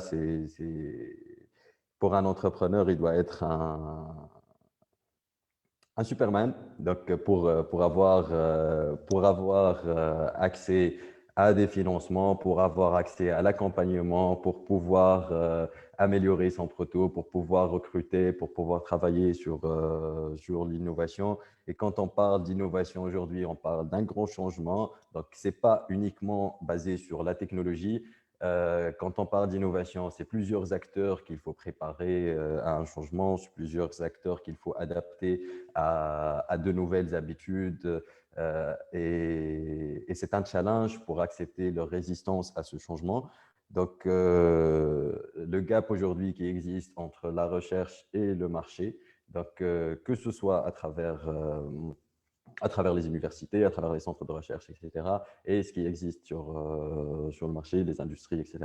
Donc, il y a un grand gap qu'on voit. Et ce qui n'a pas de valeur aujourd'hui, c'est le savoir-faire. Le savoir-faire en Tunisie n'est pas vraiment valorisé. Et c'est pour cela qu'on cherche à faire tout ça tout seul. Donc, c'est un très grand challenge. Mais quand même, the journey, we are enjoying the journey parce que c'est très challengeant. On est en train de créer un certain changement. Donc, voilà, je crois que c'est ça. Oui, merci Amin, merci beaucoup. Last but not least, je vais passer à Monsieur Saïd Benjelili, donc le CEO de Bramper, donc Branding and Perception, si je me souviens bien. Je vous laisse la parole, Saïd, pour partager avec nous aussi votre expérience et témoignage. C'est à vous. Merci beaucoup, Mazen, et merci à tous les panélistes d'avoir relaté les potentiels et les avantages que pourront avoir les start-upers et les entrepreneurs. De notre part, je suis Saïd Benjelili, je suis le CEO de Bramper. C'est une start-up tunisienne spécialisée dans les études comportementales faites en ligne. En fait, nous avons fait notre propre plateforme de survey, créé nos propres algorithmes, de croisement de données. Nous avons quantifié la perception humaine. Et voilà, donc notre MVP a été lancé depuis 2017. Donc pour lancer le projet, faute de moyens, nous avons contracté un microfinancement. C'était un peu difficile, c'était voire même très difficile parfois, puisqu'on n'avait pas de ressources. Nous avons aussi participé à plusieurs concours. Nous avons gagné certains concours. Et actuellement, nous sommes en train de générer du chiffre d'affaires, malgré que nous n'avons pas eu le pré-label. Et nous n'allons pas arrêter notre expérience et nous allons repostuler bientôt pour le pré-label. Donc, pour ma part, je conseille les entrepreneurs à persévérer, à ne pas baisser les bras, que ce soit des refus au pré-label ou au label, que ce soit des refus pour des concours ou de financement. Il ne faut pas baisser les bras et attendre que le changement arrive. Il faut être son propre changement et acteur de réussite. Pour ma part, et d'après ce que j'ai entendu des panélistes, je voudrais aussi mettre un petit peu le point par rapport à la différence entre le théorique et le pratique. Malheureusement, il y a un grand gap entre les deux. C'est beau d'avoir des lois, c'est beau d'avoir des avantages, c'est beau d'avoir des fonds, mais le temps d'avoir accès à ces fonds, d'avoir accès à ces process d'accélération ou d'optimisation, il y a une grande différence. Donc, je souhaiterais voir l'amélioration et la facilitation d'accès à ce type de financement. Je donne un exemple. Dernièrement, nous nous sommes inscrits sur la plateforme Je Sol Invest et malheureusement, rien de nouveau. On n'a pas eu de retour, on n'a pas eu d'informations ni de notification d'avancement sur le dossier. Donc, j'aimerais bien avoir des nouvelles, positives ou négatives, on s'en fout. Nous, notre objectif, c'est d'avoir au moins l'information pour pouvoir avancer. De ce fait aussi, je propose à tous les intervenants, s'ils ont besoin d'aide, de faire appel à nous. Nous serons heureux de participer de notre manière à nous, à aider, à contribuer à l'évolution de l'écosystème, que ce soit start-up ou entrepreneurial en Tunisie. L'essentiel, c'est déjà de connaître la bonne information, d'avoir une certaine culture d'échec pour apprendre à réussir. C'est ce qui nous manque en Tunisie, malheureusement, mais et aussi à perpétuer cette bonne démarche et voir de nouvelles success stories. Je souhaiterais simplement savoir le taux de réussite et d'échec par rapport aux start-upers, par rapport aussi à l'accès au financement des jeunes entrepreneurs. Donc, il faut mettre le point sur les échecs pour connaître les causes et les conséquences, mais aussi pour mettre en place aussi des solutions et des process pour que tout le monde réussisse à sécuriser des fonds et pérenniser son projet. Merci beaucoup. Merci Saïd, oui, c'est très important. Et encore une fois, c'est pour ça que nous, dans cette série de webinaires, on essaie d'avoir tous les acteurs autour d'une même table, on va dire, virtuelle, et de discuter et d'avoir aussi cette expérience qui vient du terrain, qui vient donc des startups tunisiennes et qui ont essayé, et puis juste pour nous concrétiser de quoi on parle. Merci encore Saïd, et merci à tous encore une fois pour cette conversation très très riche. Maintenant, je vais passer à la deuxième partie de notre discussion, celle des recommandations. Et pour ce deuxième tour de table, je vais demander à chaque invité de partager avec nous, comme d'habitude, en 2 minutes, une recommandation qu'elle soit pratique, tangible, hein, et que vous pensez prioritaire à mettre en place pour améliorer donc le système existant. Donc, est-ce que j'ai des volontaires ou je commence? J'aime bien nommer, moi. Non, pas de volontaire, pas de volontaire. Mais je vais commencer par les jeunes, en fait, par les jeunes start-upers. Et puis, je vais commencer par Amine, s'il te plaît. Est-ce que tu as une recommandation?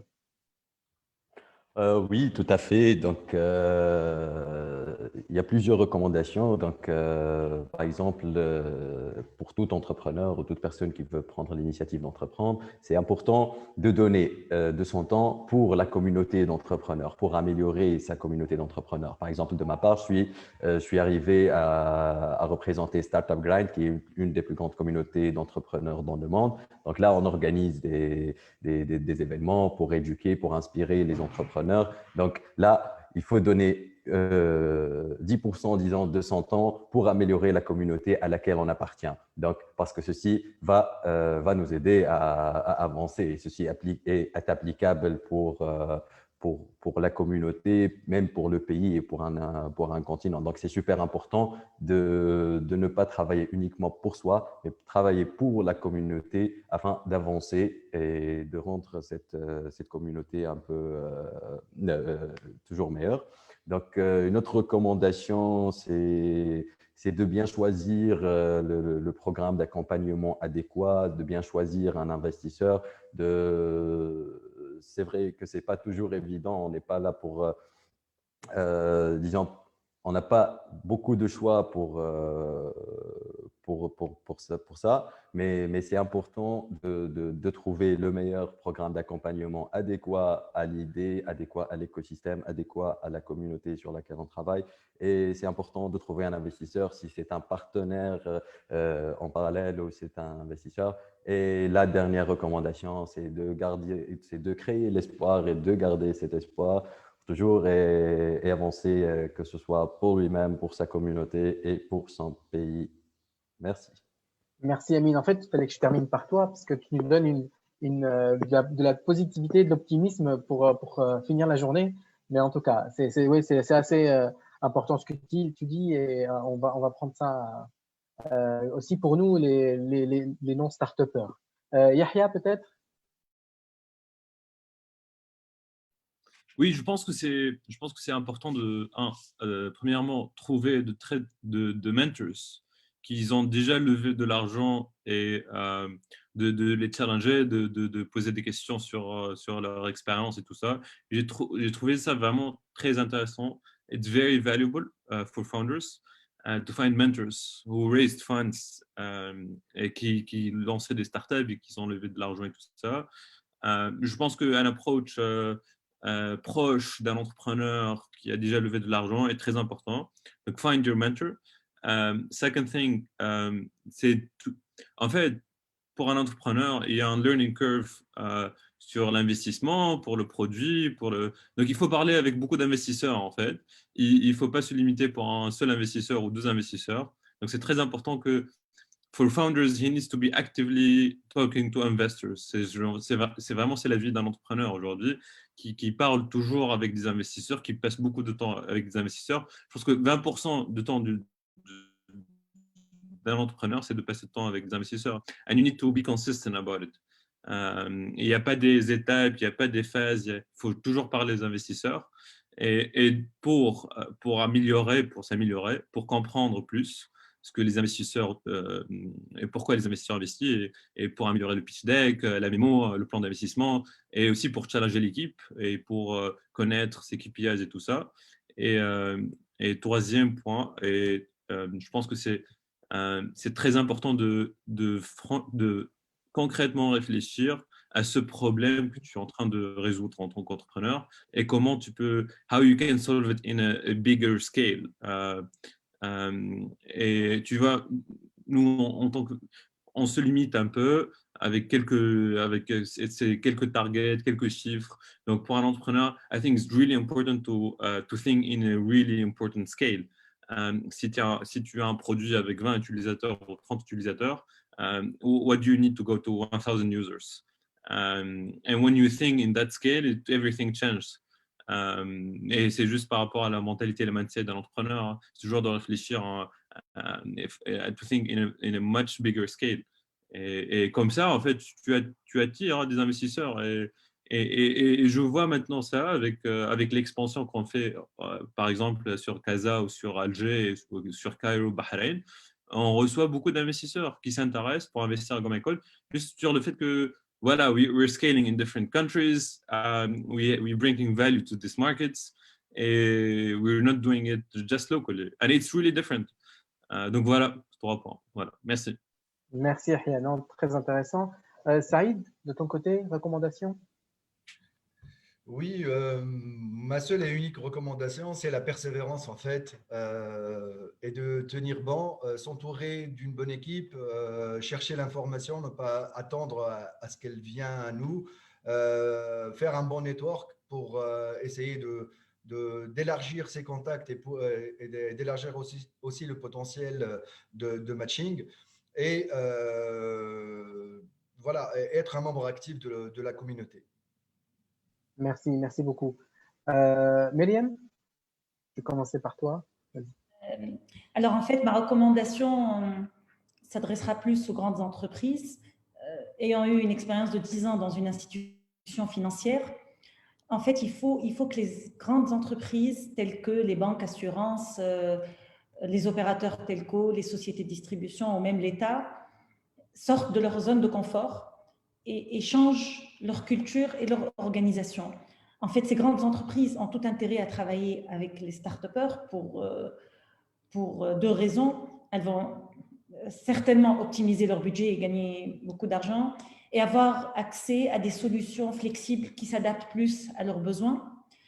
Et pour cela, il faudrait que l'organisation d'une grande entreprise change. Donc, il faudrait qu'il y ait un interlocuteur qui soit...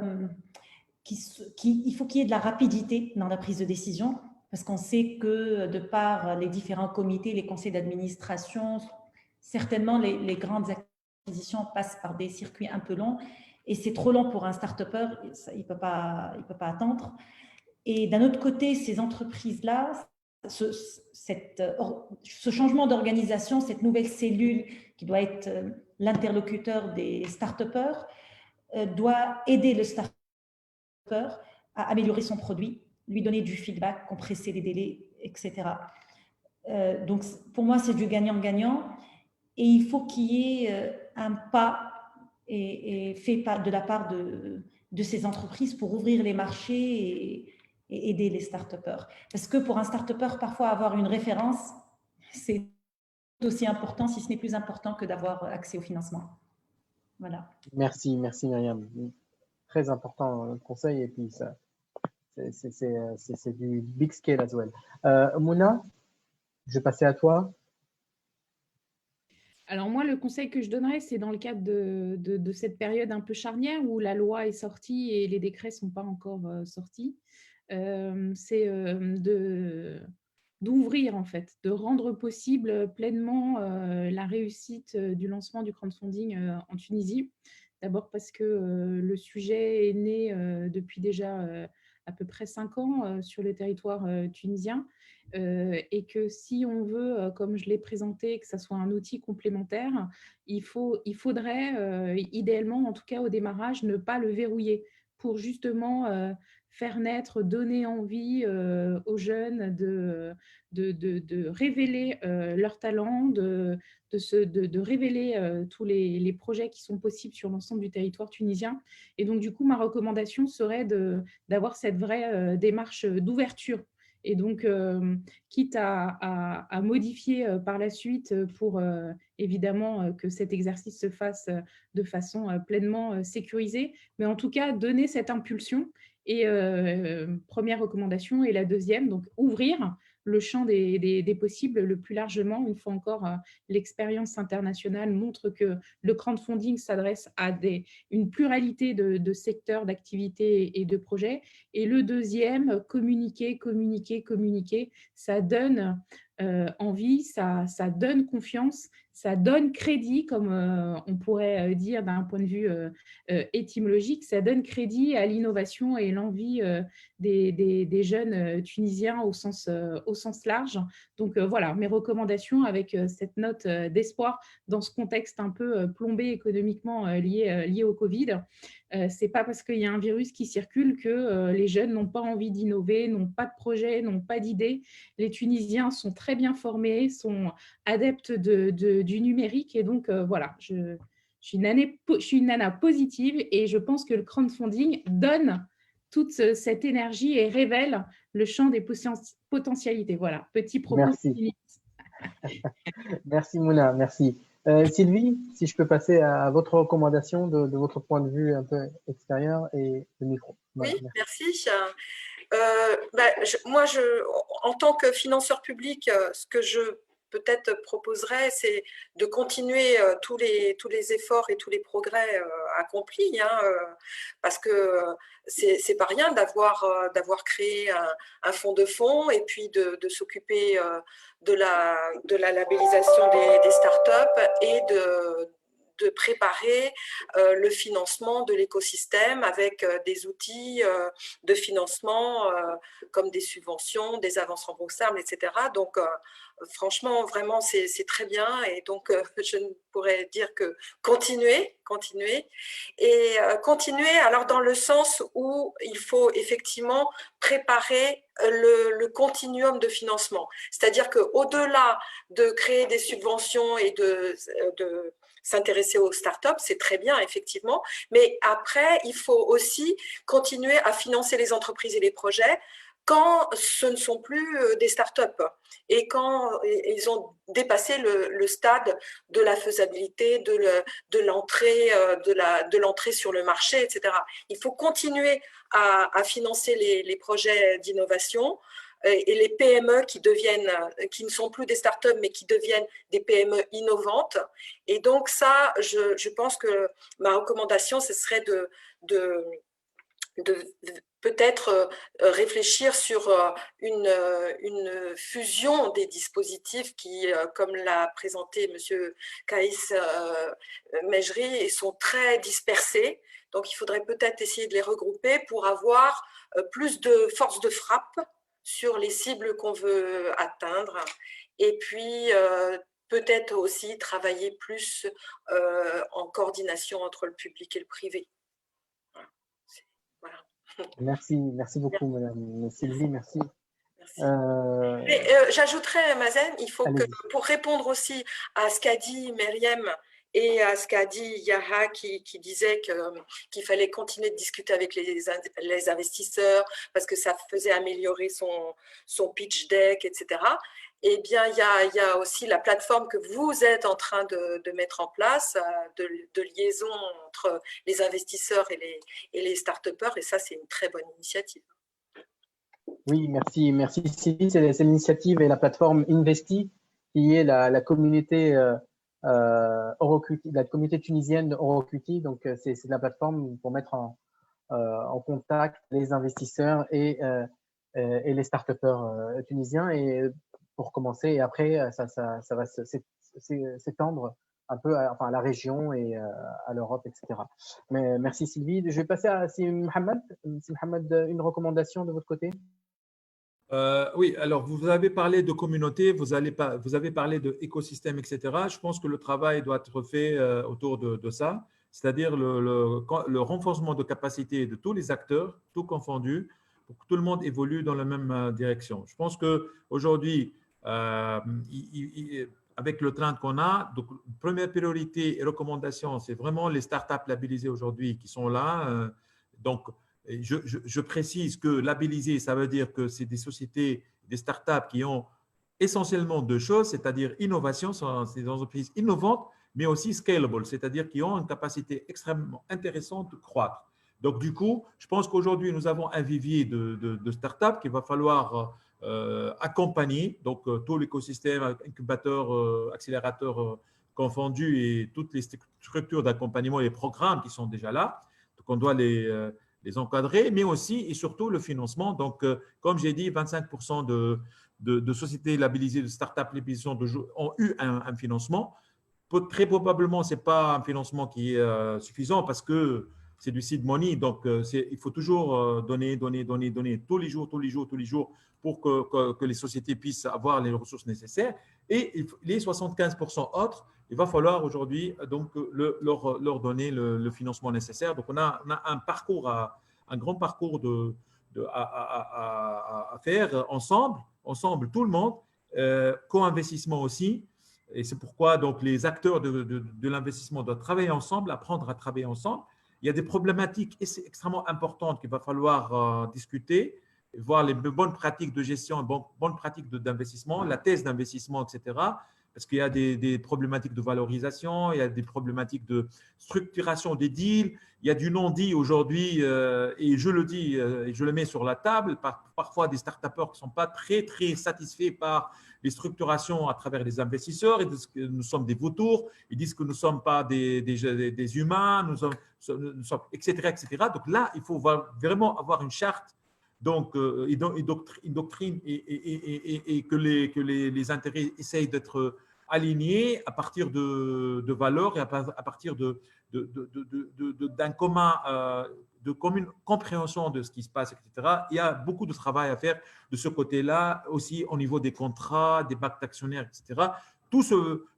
Cette armada donc juridique et légale, etc., il va falloir aussi se pencher sur elle, et dans un esprit vraiment de partage et de collaboration et de bienfait pour l'économie tout entière, parce que je retiens votre mot, Mazen, c'est vraiment des secteurs qui ont montré leur résilience et leur capacité de pivotage, etc., lors de la crise, et qui ont, comme a dit il y a une heure, Madame Benirleh, qui ont eu des réponses claires, par exemple, au niveau des problématiques de santé et problématiques post-Covid. Merci, Si Mohamed. Je vais passer à Madame Boutaina, s'il vous plaît, pour votre recommandation. Merci beaucoup. Moi, j'allais donner 4 recommandations, si vous permettez. La première, c'est pour faire face au manque du continuum, comme venait de dire l'un des intervenants, dans les produits financiers mis à disposition des entrepreneurs et des start-upers. Il est important de proposer une gamme complète des sources de financement pour les accompagner dans les différentes phases de croissance. C'est bien aujourd'hui qu'on a un fonds de fonds, c'est le premier en Tunisie, c'est le premier sur le continent africain. Ça va permettre d'alimenter les child funds, mais ce n'est pas suffisant. Il fallait encore plus des mécanismes agiles et flexibles, que ce soit en subvention, en dette ou en equity. Donc, c'est ça la première recommandation. La deuxième, c'est l'importance de construire un écosystème favorable à l'épanouissement des startups et qui doit passer par la structuration de l'investissement privé. Et là, je rejoins vraiment Mariam, les banques, les assurances, les grandes entreprises, c'est important qu'ils se mettent vraiment en contact dans cet écosystème général. La troisième, et en continuité, c'est l'importance d'un rapprochement entre les industriels et le monde académique. Université, recherche et développement, laboratoire de recherche. Donc, investir aujourd'hui en intelligence artificielle, ça ne peut être que win-win pour les chercheurs, que pour les industriels et le monde professionnel en général.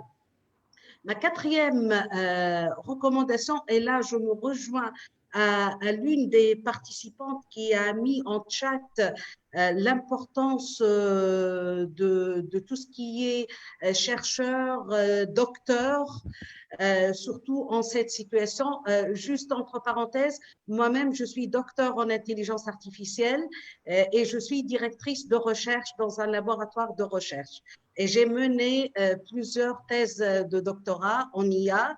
Et là, ma quatrième recommandation se base sûrement sur ça, c'est les startups d'État. On a besoin de libérer le plein potentiel d'innovation de l'État et du secteur public. Pourquoi pas ne pas avoir un lab d'innovation? L'État a énormément de problèmes qui nécessitent d'être résolus et leur résolution pourrait se faire via nos jeunes, nos start-upers. Il faut vraiment libérer ce potentiel-là pour leur permettre de nous offrir des solutions out of the box. Avec la technologie, avec l'innovation, on pourrait avancer et c'est pour ça que j'ai dit dans mon premier mot, il faut qu'on fasse ensemble et que nos efforts convergent pour faire de la Tunisie un hub de l'innovation, promouvoir les solutions technologiques made in Tunisia et par des Tunisian Brain. Si vous permettez, après, Mazen, j'aimerais bien répondre à 2 chats, mais terminez vos recommandations parce que j'en ai vu 2 questions à qui je dois répondre, notamment sur Jussur Invest et la différence entre fonds de fonds et caisses. Merci. Bien sûr, Madame Bothaina, il n'y a pas de souci. Et, je vais terminer sur les recommandations avec Sifaïs et ce que vous dites avec. Donc, merci pour ces recommandations aussi. Hein, elles sont assez pratiques et donc qui peuvent être mises en place avec un peu d'effort et de volonté. Et je vais continuer donc avec Sifaïs pour terminer avec ces recommandations. Et je travaille beaucoup avec Sifaïs et c'est l'une des personnes du secteur public qui essaye comme vous l'avez dit en dernière recommandation, de libérer ce potentiel d'innovation par rapport au secteur public. Donc, Sifaïs, c'est à vous. Oui, merci beaucoup. Et je remercie tous les panélistes pour les recommandations qui sont vraiment toutes pertinentes et touchent vraiment au cœur du sujet. Bon, au risque de me répéter sur certaines remarques, recommandations, personnellement, j'ai 2 ou 3 recommandations que j'estime importantes. La première, c'est tout ce qui est financement public, il doit être assaini et en se basant sur 4 ou 5 axes.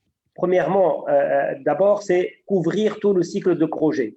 On voit pas mal de projets qui sont financés, mais malheureusement, après avancement, ces projets échouent parce qu'il n'y a pas un relais pour prendre en charge l'étape suivante de niveau de développement d'un projet. Moi, j'appelle ça le syndrome de TRL 4 et 5 en Tunisie. On arrive à financer le premier prototype et après, tout le projet disparaît parce qu'il n'y a pas un relais de financement supérieur. Donc, il faut couvrir tout le cycle de projet. Le deuxième axe, c'est assouplir les procédures. Les procédures de décaissement et de dépenses des financements publics sont suivent généralement le cycle de vie des finances publiques, c'est-à-dire l'année budgétaire. Or, je gère un programme national de recherche-innovation et on perd parfois entre 3 à 6 mois pour débloquer la deuxième tranche parce qu'on est parti vers une nouvelle loi de finances et pour ouvrir les budgets, etc. Ça prend beaucoup de temps. Donc, c'est quelque chose qui n'est pas adapté au rythme et au cycle de vie et aux nécessités des startups ou des entreprises innovantes. Troisième axe, c'est le one-shop stop. Il ne faut pas avoir plusieurs intervenants, il faut avoir un guichet unique de financement de l'innovation, notamment dans le secteur public, un guichet unique qui centralise les procédures, centralise l'information et vraiment une visibilité, même si on garde plusieurs intervenants en back-office, mais on devrait garder un seul guichet unique pour tout le monde. Troisième axe, c'est le système compétitif. Arrêtez de donner tout à chacun et distribuer des miettes. Il faut mettre une vision et des priorités et donner des gros paquets pour arriver à réussir à aboutir à des projets qui sortent sur le marché. Il faut sortir vers le marché. Et notre remarque, c'est que la majorité des technologies, des innovations sont tirées par la technologie, ne sont pas par le marché. Et ça, c'est une problématique très importante, notamment dans le secteur des laboratoires de recherche. Il faut que l'innovation soit tirée par le marché. Deuxième remarque, c'est le renforcement de capacité. L'on constate que la majorité des intervenants dans l'écosystème, ils n'ont pas une capacité adaptée pour suivre au niveau d'évaluation, l'évaluation des marchés, l'évaluation ou l'encadrement des startups.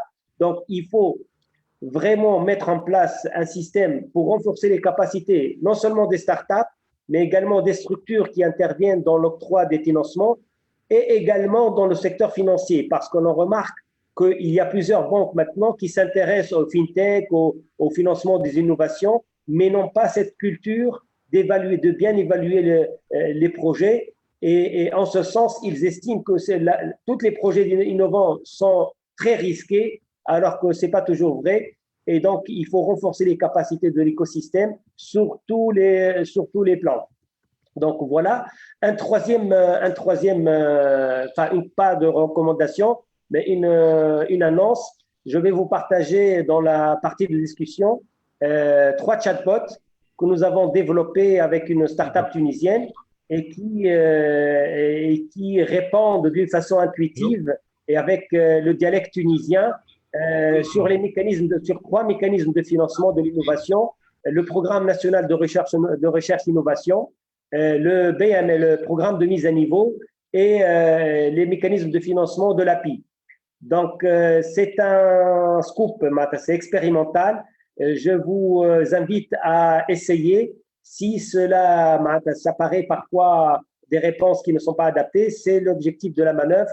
Si on va essayer d'améliorer le rendement de ce chatbot. Et on remercie en ce sens iCompass, qui était notre partenaire dans le développement de ce chatbot, et également la GIZ qui nous a soutenus financièrement pour ce projet-là. Merci Sirfaïs, et merci pour l'annonce du chatbot, des 3 chatbots. On va essayer de regarder ça et vous aider aussi à les améliorer parce que c'est la pratique avec les chatbots qui va les améliorer. Madame Benirlan, je vous laisse répondre aux 2 questions et puis après je terminerai. Merci. Très rapidement, la première question qui émane de M. Arif Meddeb qui demande quelle est la différence entre un fonds de fonds et une caisse, et la caisse. Donc, le fonds de fonds, tout simplement, c'est un mécanisme de financement qui est défini dans le cadre d'un règlement intérieur agréé par le CMF, le Conseil du marché financier. Il a des souscripteurs et la caisse est parmi les sponsors et les souscripteurs de ce fonds de fonds, et il a une société de gestion qui est Smart Capital. Par contre, la caisse qui est la CDC, c'est un établissement public qui gère des ressources privées. La CDC gère l'épargne. Nous, on les appelle les ressources sacrées. Ce ne sont pas les ressources du contribuable. Ce sont des ressources privées collectées dans la caisse d'épargne majoritairement, mais on a aussi d'autres ressources provenant des consignations ou d'autres lignes de financement. Notre rôle, c'est en premier lieu, de sécuriser et fructifier les ressources mises à notre disposition et deuxièmement, faire de l'investissement de long terme. Et l'investissement sur l'innovation, c'est un investissement de long terme. Ça, c'est pour la première question. Pour la deuxième qui concerne Joussour. Joussour, donc si Saïd Benjelili et Madame Asma Gabel, je pense qu'ils ont demandé sur le manque d'informations ou de retour, les délais, etc. Effectivement, ce qu'il faut savoir que la CDC, en tant que owner de cette plateforme, mais en collaboration avec la BVMT, la Bourse de Tunisie, et la TIC, l'Association tunisienne d'investissement en capital, et avec l'appui de Tunisia Jobs et l'USAID, a mis en place Joussour Invest en tant que plateforme pour améliorer la mise en relation avec des PME avec les sources de financement afin de leur permettre d'assurer vraiment un équilibre de leur bilan, de leur développement, de leur croissance. Donc, nous, en tant qu'acteurs owner de cette plateforme, on n'a aucun rôle, aucune interférence. Donc, c'est une mise en relation entre une catégorie des PME demandeurs et des investisseurs. Néanmoins, nous-mêmes, nous faisons de l'évaluation et probablement, on fera de sorte à inciter les investisseurs à répondre au moins pour que les demandeurs aient un feedback et qu'ils ne restent pas en attente continue. Je vous remercie. Merci, Madame Boutaina, merci beaucoup. Donc, malheureusement, nous ne pourrons pas répondre à plus de questions puisqu'on a déjà dépassé le temps de 30 minutes. Donc, je sais que beaucoup d'entre vous, vous avez d'autres d'autres réunions. Donc, on va terminer là et on essaiera de répondre aux questions de nos participants via la page Facebook du projet Innovi. Et donc, encore une fois, merci à vous tous d'avoir participé et d'avoir accepté notre invitation et d'avoir participé à ce webinaire, d'avoir été concis, pratique, concret et honnête dans vos interventions et d'avoir partagé avec nous votre expertise et vos retours d'expérience du terrain. Et tout cela, bien sûr, dans un but commun, contribuer au développement économique durable et inclusif de la Tunisie. Merci beaucoup. Merci. Merci tout le monde. Au revoir. Au revoir. Merci beaucoup. Merci, au revoir. Au revoir. À bientôt.